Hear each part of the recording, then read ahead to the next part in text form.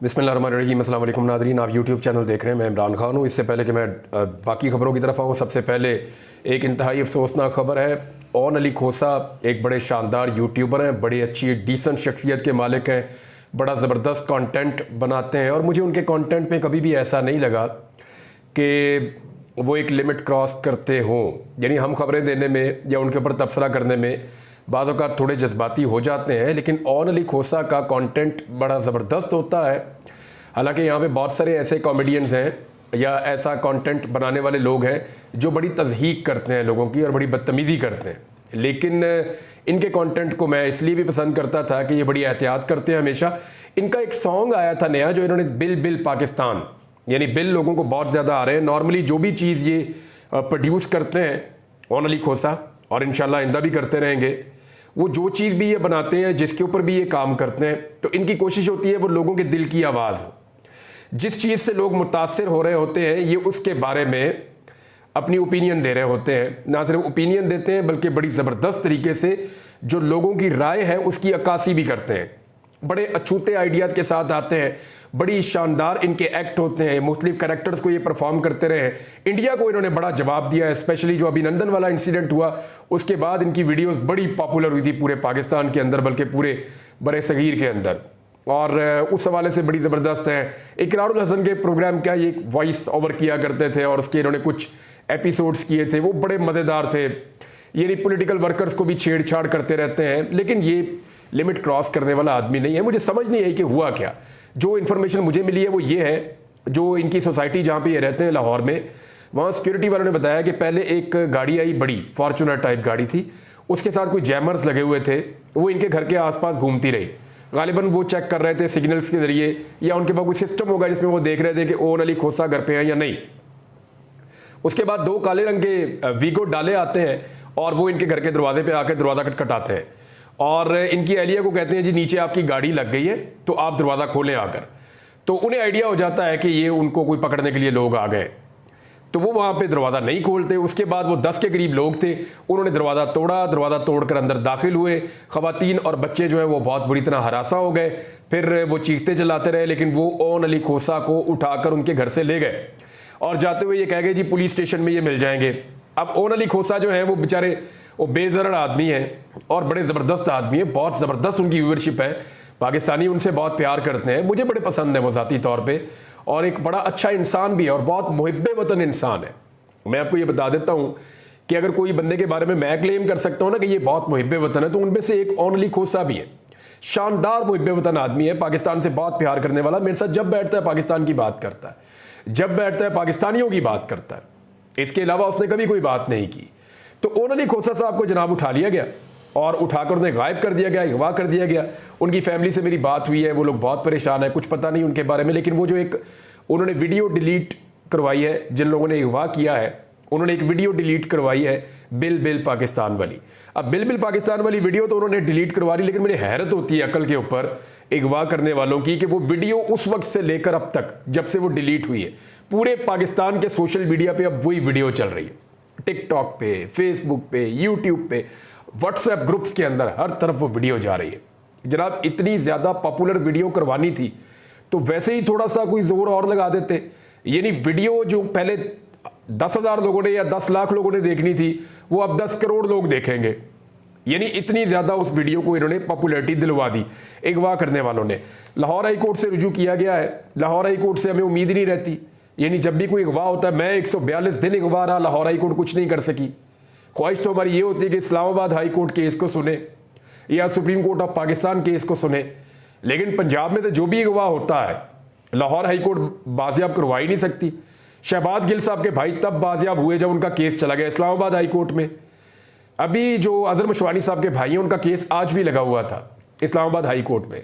तो 25 तारीख तक का आखिरी डेडलाइन दी गई है अदालत की जानिब से, और ये कहा गया है कि सेक्रेटरी दिफा को पेश करें। ये तौहीन अदालत नहीं तो लग जाएगी और मामला किसी और तरफ चला जाएगा। तो मेरे ख्याल में अजहर मशवानी के भाई भी जो हैं वो शायद अगली पेशी तक आ जाए। ओन अली खोसा साहब को भी बाजियाब होना चाहिए।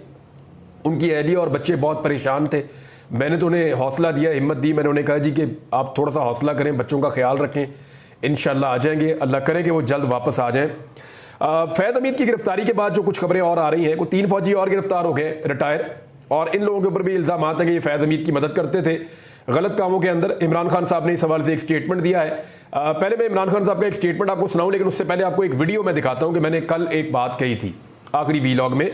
मैंने आपसे कहा था कि नवाज शरीफ और उनकी पार्टी के लोग या पीडीएम की जमातें, मैंने आपसे कहा था कि वो नहीं चाहेंगे कि फैज़ हमीद के वो वाले मामलात खुलें जो मामलात उनके सियासत से लिंक्ड हैं।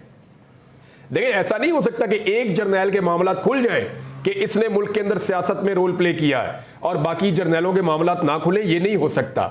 जब सियासी मामलात खुलेंगे तो बाकी जर्नैलों के भी खुलेंगे और वो भी इसके नरगे के अंदर, इसके दायरे के अंदर आएंगे। लिहाजा मुझे नहीं लगता था कि ये खुलेंगे, और अगर खुलेंगे तो फिर सबसे ज्यादा नुकसान PMLN को होगा। मैंने कल क्या कहा था, जरा उसे आप सुनिए। सियासत में मुदाखलत पर अगर फैज़ हमीद के खिलाफ कार्रवाई होती है ना, तो वो ये हुकूमत कभी नहीं होने देगी। उसकी वजह मैं आपको बताता हूं। फैज़ हमीद ने जितनी मुदाखलत इमरान खान के हक में की है ना, उससे ज्यादा मुदाखलत इमरान खान के खिलाफ भी की हुई है।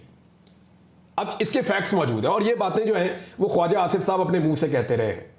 ये बातें जो हैं ये PMLN के लोग अपने मुंह से खुद कहते रहे हैं। ये बातें मोहम्मद जुबैर भी कहते रहे हैं। ये बातें जो है बहुत सारे सहाफी जो नून लीग के बहुत करीब है वो बार बार बताते रहे हैं। जी, जो मैंने कहा था देखिए वो साबित हो गया। और मियां नवाज शरीफ साहब ने जो है वो कैसे साबित हुआ, मियां नवाज शरीफ साहब ने उस पर मुहर लगा दी। मैं इनको बड़ी अच्छी तरह जानता हूं। मियां साहब ने कहा नवाज शरीफ ने पार्टी रहनुमाओं को जनरल फैज़ हमीद की गिरफ्तारी पर तबसरे करने से रोक दिया। ये मुस्लिम लीग नून का, और ये जी वी न्यूज ने इसको खबर को छापा है। मुस्लिम लीग नून का आज मरकजी सेक्रेटेरिएट मॉडल टाउन में मुशावरती इजलास मुनक्कद हुआ। इजलास में शहबाज शरीफ थे और इसाक डार थे, नवाज शरीफ थे और मरियम नवाज थी, हमजा शहबाज, राणा सनाउल्लाह और अता तारड़, अवैस लगारी वगैरह ये लोग शामिल थे। और नवाज शरीफ ने कहा जी बिजली बड़ी महंगी हो गई, खाने पीने की चीज़ें बड़ी महंगी हो गई, इनमें कमी की जाए फौरी तौर पर। जनाब महंगी भी आपने की है, बिजली जो आज महंगी है, मियां नवाज शरीफ साहब ने यह भी कहा कि महंगी बिजली बनाने का इमरान खान ने तो बिजली महंगी बनाने के कारखाने लगाए ही नहीं। मियां साहब ये तो सारा बेड़ा गर्क आपने किया है। मेरे पास पूरा रिकॉर्ड पड़ा हुआ है, मैंने उसके ऊपर एक अलग से वीलॉग करना है कि एक्चुअली रिस्पॉन्सिबल कौन है। ये जिम्मेदारी डाल रहे हैं परवेज मुशर्रफ के खाते में और पीपल्स पार्टी के खाते में, लेकिन उनके खाते में कितना है और नवाज शरीफ के खाते में कितना है, ये फर्क मैं आपको बताऊंगा एक वीलॉग के अंदर कि किसकी कितनी रिस्पॉन्सिबिलिटी है बिजली महंगी करने पर। सबसे ज्यादा जो बिजली महंगी करने के मंसूबे हैं ना, वो शरीफ खानदान ने लगाए हैं, और अब ये जो है वो गोंगलुओं से मट्टी झाड़ रहे हैं। नवाज शरीफ साहब ने कहा जी महंगाई कम करें। महंगाई कम कैसे करें? वह IMF का एक पूरा का पूरा प्लान है, और IMF का जो प्लान है उसके मुताबिक आप महंगाई को कम कर नहीं सकते, क्योंकि देखें जो वजीर खजाना है वो तो इनका है ही नहीं, वो तो कहीं और से है। तो जो वजीर खजाना है वो इनकी बात क्यों मानेगा, वो तो बात कहीं और से मानेगा। अब इनको मसला ये है PMLN को कि हमारी मकबूलियत खराब हो रही है, अवाम के अंदर हमें गालियां पड़ रही हैं, लेकिन वजीर खजाना जिस तरफ से आए वहां ये कोई प्रॉब्लम नहीं है कि अवाम बेशक गालियां दे, जो भी करे, हमने जनाब महंगाई करके किसी ना किसी तरह मईशत को चलाना है। लेकिन चलाएंगे कैसे? लोकल बैंकों की कमर टूट गई है जितना इन्होंने उनसे कर्जा ले लिया है। यानी इन्होंने 10 अरब डॉलर से ज्यादा, बल्कि 12-13 अरब डॉलर हो गए, लोकल बैंकों से अभी हाल ही में कर्जा ले लिया है। इतना कर्जा लोकल बैंकों से लिया, उनका कमर टूट गया है। अब मैं आपको यह बताता हूं कि अगर यह मामला यूं ही चला तो डॉलर खुदा ना खास्ता काबू से बाहर हो जाएगा, और किसी वक्त भी अगर ऐसा होता है तो डॉलर की कीमत एकदम ऊपर जाएगी और पाकिस्तानी दुनिया के साथ कंपीट नहीं कर पाएंगे। इंटरनेट को बंद करके इन्होंने जो डॉलर थोड़े बहुत पाकिस्तान में बाहर से आ रहे थे उनका सिलसिला भी बंद कर दिया है। यानी 40% तक इंटरनेट मुतासर हो गया पाकिस्तान में। ना व्हाट्सएप चलता है, ना लोगों की वेबसाइट्स चलती हैं, ना लोग ऑनलाइन काम कर सकते हैं। तो जितने भी फ्रीलांसर थे उनका धंधा ठप हो गया पाकिस्तान में, और उसके लिए जिम्मेदार मौजूदा हुकूमत है। अच्छा जी, नवाज शरीफ साहब ने कहा है कि जनरल फैज़ हमीद आर्मी की तहवील में लेने का जो मामला है ये ज़ेर बहस आया तो 2 घंटे तक ये जारी रहा। नवाज शरीफ ने पार्टी रहनुमाओं को हदायत की कि जनरल फैज़ हमीद की गिरफ्तारी पर तबसरों से गुरेज करें। यह फौज का अंदरूनी मामला है और इसे वही इदारा देखेगा, हमें इस पर ज़्यादा तबसरे करने की ज़रूरत नहीं है। और ये नवाज शरीफ साहब ने कहा। अब मामला यह है कि इस पर इमरान खान साहब ने भी एक स्टेटमेंट दिया है। इमरान खान साहब ने क्या कहा, ज़रा उनका भी आप स्टेटमेंट सुन लीजिए। इमरान खान साहब ने कहा कि जनरल बाजवा ने एक्सटेंशन के लिए जनरल फैज़ को हटाया और ISI को PTI के पीछे लगा दिया। अडियाला में साफियों से वो बातचीत कर रहे थे, उन्होंने कहा कि फ़ौज फैज़ हमीद से तफ्तीश कर रही है, ये उनका अंदरूनी मामला है, मुझे इससे कोई सरोकार नहीं है। जनरल फैज़ हमीद का एहतसाब कर रहे हैं, बड़ी अच्छी बात है, लेकिन फिर ये सबका एहतसाब करें। आईबी की रिपोर्ट्स थी कि मौजूदा स्पीकर पंजाब असेंबली मलिक अहमद खान हर वक्त जनरल बाजवा के पास बैठे रहते थे। ये खाली आईबी की रिपोर्ट नहीं थी, ये सारी दुनिया ही जानती है। और जनरल बाजवा की जानिब से जो वज़ारत आला पंजाब के लिए उम्मीदवार थे वो मलिक अहमद खान थे, और मलिक अहमद खान ने खुदा के बाद जनरल बाजवा को खुदा बनाया हुआ था, और अभी भी वो इस ताल्लुक को निभा रहे हैं। उन्होंने भी एक स्टेटमेंट बाजवा के हवाले से दिया भी है। बहरहाल इमरान खान ने कहा कि जनरल बाजवा ने नवाज शरीफ और शहबाज शरीफ के कहने पर जनरल फैज़ को हटाया था। जनरल फैज़ हमीद को हटाने पर मेरी जनरल बाजवा से सख्त तल्ख कलामी हुई थी। वज़ीर दिफा ने जनरल बाजवा के एक्सटेंशन की बात करके मेरे मौक़िफ़ की तायीद की है। उन्होंने कहा कि मखसूस नशिस्तों के फैसले पर अमल ना करके ये आइन की तीसरी मरतबा खिलाफ वर्जी करेंगे। पीटीआई को मखसूस नशिस्तें ना देने और आइन की खिलाफ वर्जी पर मैं पार्टी को अभी से तैयार कर रहा हूं। इमरान खान साहब ने कहा कि यानी ये भी गैर रस्मी गुफ्तगू के कबल जेल के अमले ने बानी पीटीआई को मीडिया से गुफ्तगू करने से रोका, जिस पर डिप्टी सुपरिटेंडेंट जेल और इमरान खान के दरमियान सख्त तलखी भी हुई है। इमरान खान ने कहा कि मुझे ना रोको, ये ओपन कोर्ट है, मुझे मीडिया से बात करने दो। अच्छा है फौज इंटरनल एहतसाब कर रही है, अगर ये एहतसाब कर रही है तो फिर सबका करें। ख्वाजा आसिफ ने कहा है कि जनरल फैज़ का 9 मई के वाकयात से बराह रास्त ताल्लुक है। सारा मामला मेरी गिरफ्तारी से शुरू हुआ, इसकी तफ्तीश क्यों नहीं की जा रही? अगर 9 मई जनरल फैज़ ने करवाया तो उसकी तहकीकात होनी चाहिए। 9 मई दरअसल लंदन प्लान का हिस्सा था। जिधर जिधर आग लगी है वहां की सीसीटीवी फुटेजेस गायब है, फुटेजेस सामने लाई जाएं और हमें कसूरवार साबित किया जाए। बहरहाल इमरान खान साहब ने चीफ इलेक्शन कमिश्नर का बयान भी बताया, फिर उन्होंने उनके हवाले से भी उन्होंने चीफ जस्टिस ऑफ पाकिस्तान उनके बारे में भी, chief justice Islamabad high court उनके बारे में भी कहा कि लंदन प्लान का ये लोग हिस्सा थे। फिर फैज़ाबाद कमीशन और भुट्टो का केस याद आ गया, लेकिन हमारी पटिशन जो है वो फ़ायद ईसा साहब नहीं सुन रहे। और फ़ायद ईसा साहब का आज का जो काम है वो आप देख लें, इमरान खान साहब ने क्या कहा, बाकी चीज़ें आपको मैं बाद में बताऊंगा।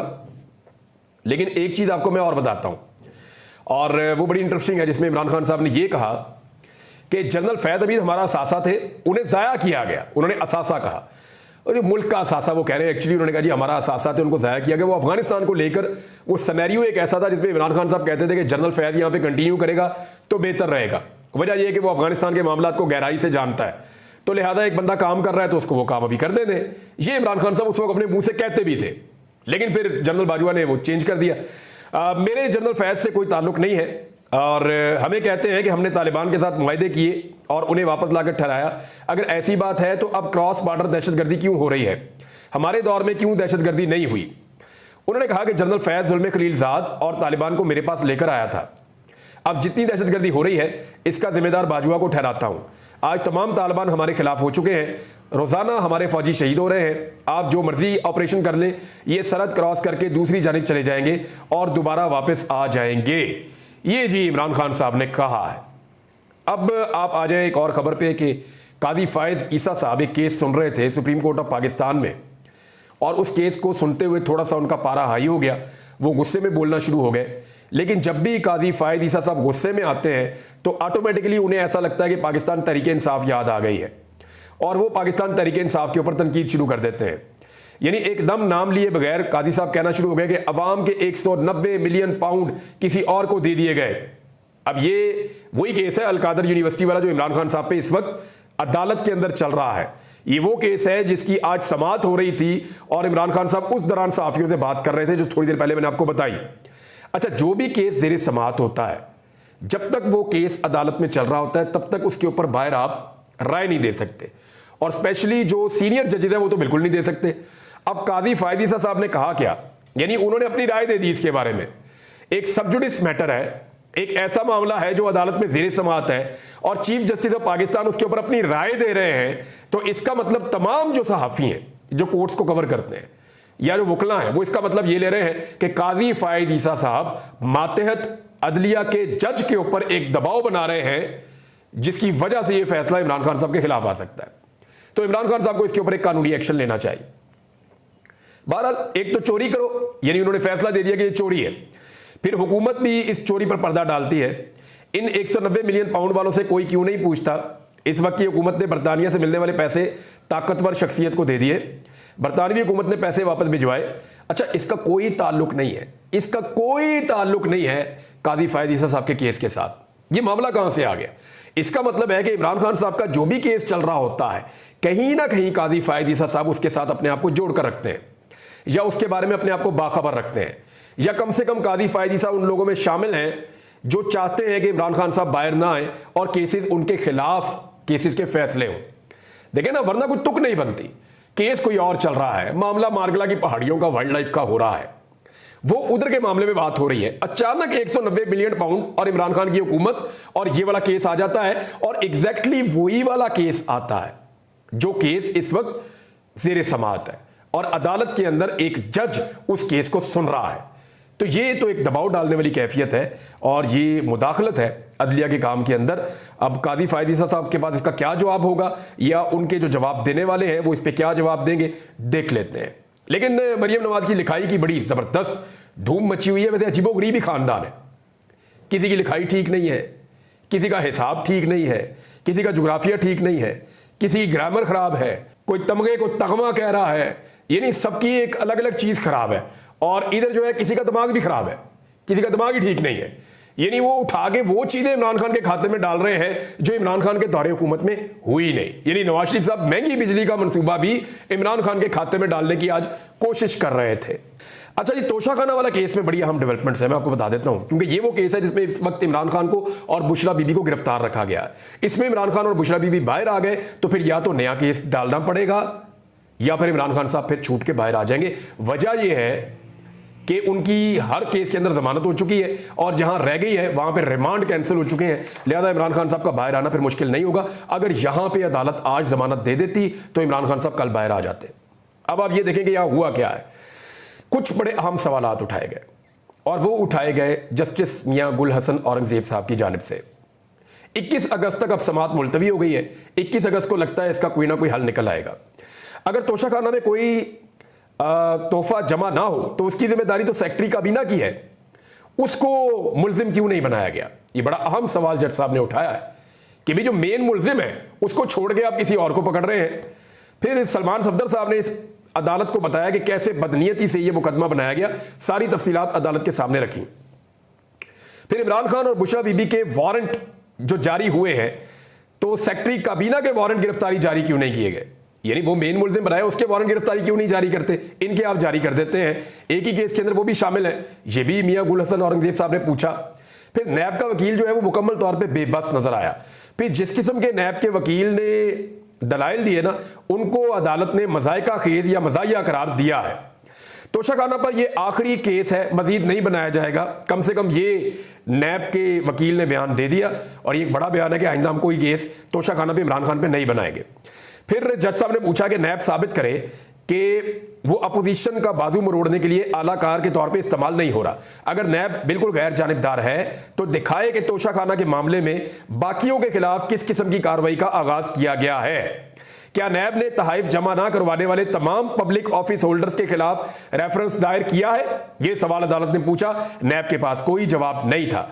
फिर उन्होंने कहा कि जिस कॉल अप नोटिस पर गिरफ्तारी डाली गई है, ऐसे 20 के करीब कॉल अप नोटिस तो मैं खुद कलअदम कर चुका हूं। यह भी जज साहब ने कहा कि जो आपने जिस पे गिरफ्तारी डाली है वो कॉल अप नोटिस ही गलत है, हम इस गिरफ्तारी को आज गैर कानूनी करार दे सकते हैं। यह भी कहा जज साहब ने। अब 21 तारीख तक का मौका है नैब के पास। मुझे लगता है कि 21 तारीख तक शायद 21 तारीख को या उसकी एक आधी पेशी आगे पीछे हो सकती है, यह मामला निमट जाएगा। फिर इमरान खान साहब को कैसे अंदर रखेंगे? बहुत मुश्किल होता जा रहा है। इमरान खान को अंदर रखना बहुत मुश्किल होता जा रहा है। अब ये जो गवर्नमेंट के लोग कह रहे हैं ना कि फैज हमीद के चक्कर में कि इमरान खान को उठाकर ले जाएंगे, तो वो एक नया सिनेरियो हो सकता है। कुछ कह नहीं सकते, यहाँ पता कोई नहीं चलता पाकिस्तान में कौन सा मामला किधर चला जाए, लेकिन ये इतना आसान भी नहीं होगा। अब तक के लिए इतने, अपना ख्याल रखिएगा, अपने इस चैनल का भी। अल्लाह हाफिज़।